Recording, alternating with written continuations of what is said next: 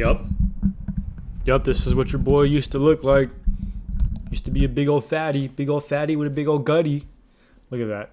I'll get you guys a little zoom so you can understand the gravity of the situation. I used to be pretty fat. I was a big old dude. Aside from that too, I used to be skinny. I was a skinny old dude before too. Like, yeah, in this picture, I'm here on the left, by the way. Like, I might have some abs, might have a little bit of definition, but I was super scrawny. And if I put a shirt on, I look like a twig. The whole point I'm trying to make here is that I've been fat and I've been skinny, and some of my later pictures, like, I've also put on some size. Like, I've also been big, and I've successfully put on real natural muscle as a drug-free lifter. So I've been there. I know what it's like. I know what it's like to go to the gym, feel like you're working out and nothing's working.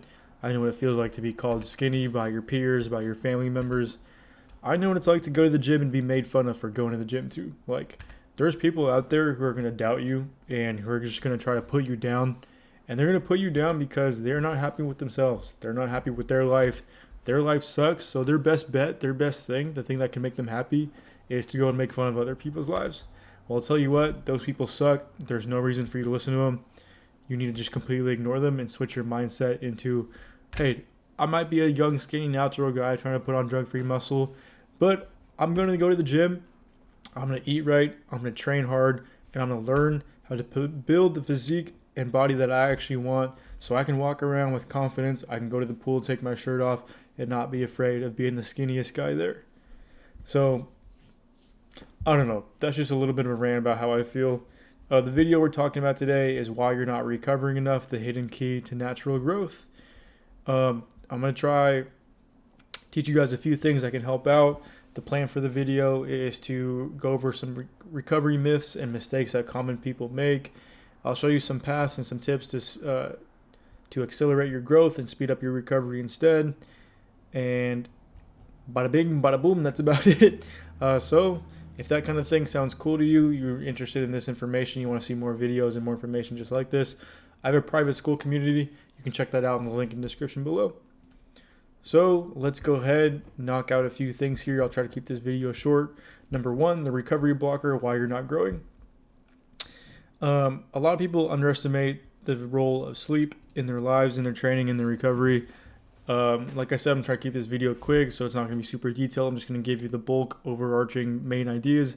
Sleep 7 to 9 hours, 8 if you can. The more you can sleep, the better. If you can sleep 10 hours, hey, do it. It'll help with your recovery. Ignoring post-workout nutrition. Basically, after you work out, after you train hard, get a little bit of carbs in, get in your 30 grams of protein. Boom, bada bing, bada bam. Easy, easy. Next step. Chronic stress, mental fatigue. The more stressed you are, the harder your body has to work to repair your muscles.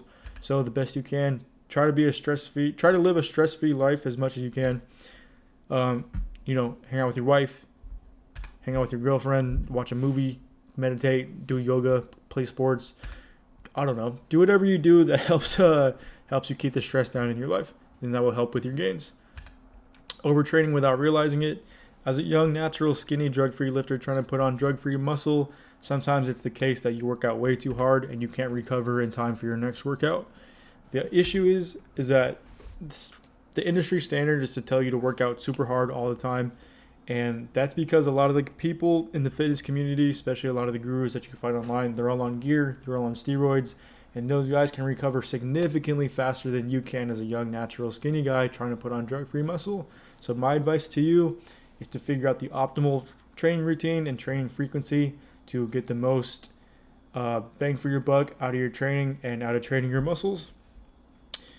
I have a I have a program that is focused on training twice a week, and it's pretty much optimized for young, natural, skinny lifters. The next thing, well, that was it. Actually, I want to go over the steps now that you can take in order to solve these things.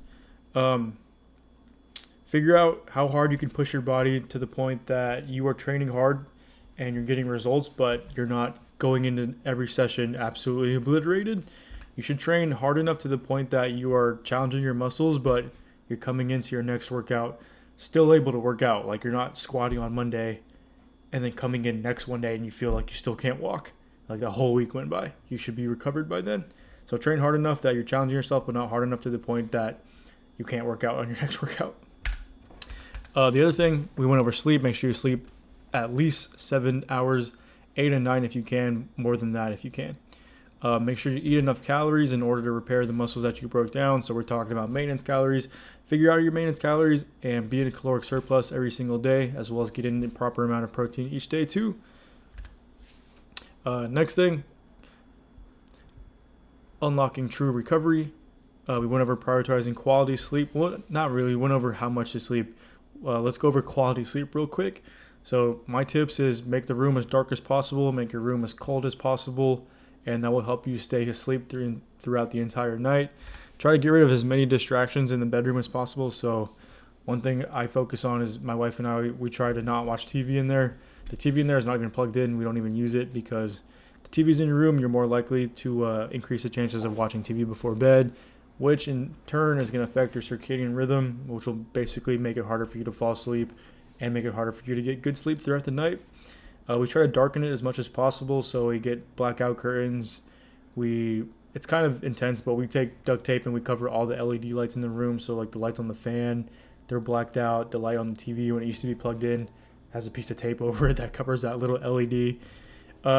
Sleep is important. You spend a third of your life doing it, so try to dial it in as much as possible and make sure that you're prioritizing the quality of your sleep. That's about it, I think, because we already went over some of the other things. But yeah, have a consistent sleep schedule, darken your room, get in your protein after you work out, make sure you're hitting your calorie goals for the day as well as your protein goals for the day. Drink some carbs after you work out, that will help too. Practice mindfulness and be active on your rest days if you want to help with your recovery too. So that's things like active recovery, which usually is things like walking, super slow jog, hop on a stationary bike, shoot some hoops, go swimming. Basically any kind of activity that isn't like super intense, but it's enough to get the blood flow going, and that's going to help with your recovery as well too. So I'll try to keep the video short again, like we're almost already at 10 minutes, so I'll try to recap real quick. We went over why you're not recovering enough, the hidden key to natural growth. For most of you, it's going to be sleep, it's going to be poor nutrition after you work out, it's going to be too much stress, it's going to be overtraining.